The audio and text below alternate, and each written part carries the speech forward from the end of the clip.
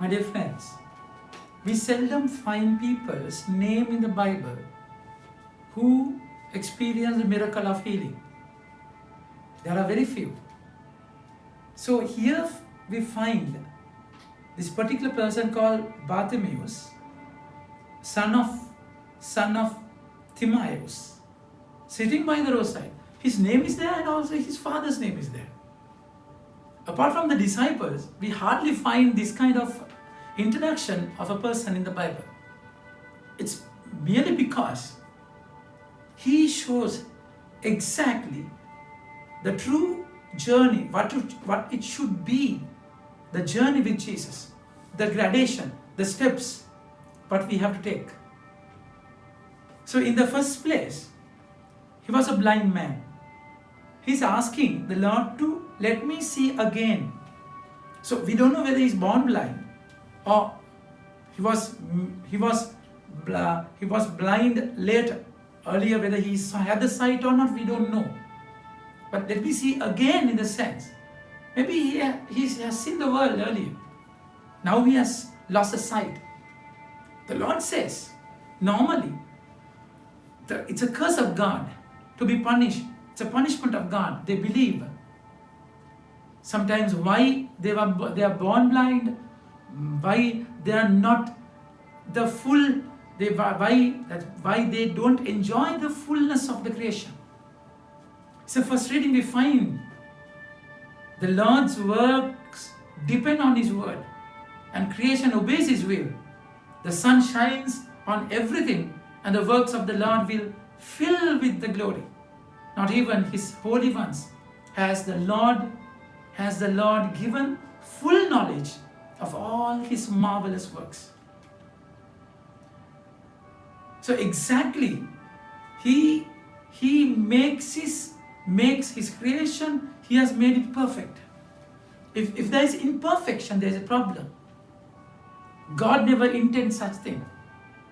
But in the same time we find, regarding the blind man in John chapter 9, he says, it's not because of a sin. Because it's not because of sin of this person or their parents, but through that weakness, brokenness, they are going to experience the glory of God. Even death of Lazarus is the same. But then the people thought they were born blind, they were crippled, they had leprosy because there's the curse of God. So my dear friends, and also in the Bethesda, the person who was in the pond, near the pond, Jesus said, do not sin anymore. Something greater, something dangerous can happen in your life. So it had happened because of sin. We have to understand this. Anyway, this person shows the true journey with the Lord. And he was blind, and he was a blind beggar, and he was waiting. He knew Jesus. That's exactly when he heard the voice. On hearing that it was Jesus of Nazareth passing by, he began to call out, Son of David, Jesus, have mercy on me. This is not a simple statement. Son of David means, in Old Testament, Son of David, the term Son of David is used for Messiah, the anointed one, the redeemed, the Redeemer. And truly, only He can forgive sins. Only God can forgive sins. No one else can do that. Even the high priest could not do that. He can just offer a sacrifice. Offer a sacrifice for the remission of sins. Nothing more than that. Every year he had to go there. So he believed that this Jesus of Nazareth is Son of David, Messiah, who can forgive his sins. So in the same time, he's a man with death. He knew that blindness is because of a sin. He never, have mercy on me. Have mercy on me. So he truly knew that I have sinned. Because of that, I am blind. So then what happens? In the journey, began to call out, Son of David, Jesus, have mercy on me. Many people scolded him and told him to be to keep quiet. This is the nature of the journey.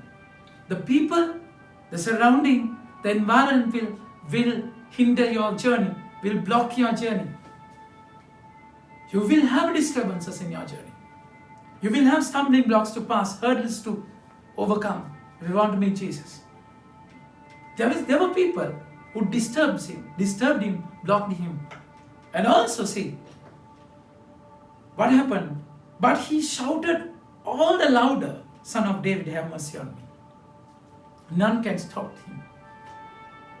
None could stop him. It's beautiful. His persuasion, his willpower to meet Jesus. To meet Jesus. That is that ardent desire, that craving, yearning that we should have if we want to persevere in this journey. You have to persuade your way. You have to bulldoze your way sometimes to meet him. Bartimaeus teaches us that. And then what happens? Jesus stopped and said, call him. This poor man, among the crowd, big number were following him. A lot of people were following him. But this person, a blind beggar, Jesus saw him personally. And among all the crowd, he could hear him calling. He has a personal attention for you.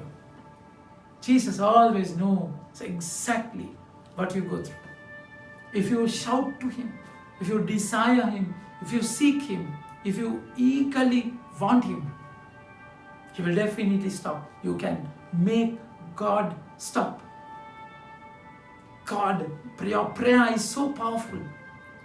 You can stop God. You can persuade him to stop by you, stay with you. Whenever Jesus stops, there is a miracle. It's beautiful. And Jesus says, call him. So they called the blind man, saying, take heart, get up, he's calling you.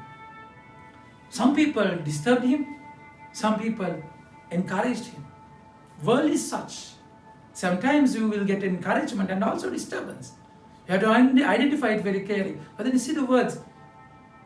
The people say, take heart, get up, he's calling you. He's calling you. So Jesus uses mediators to call you.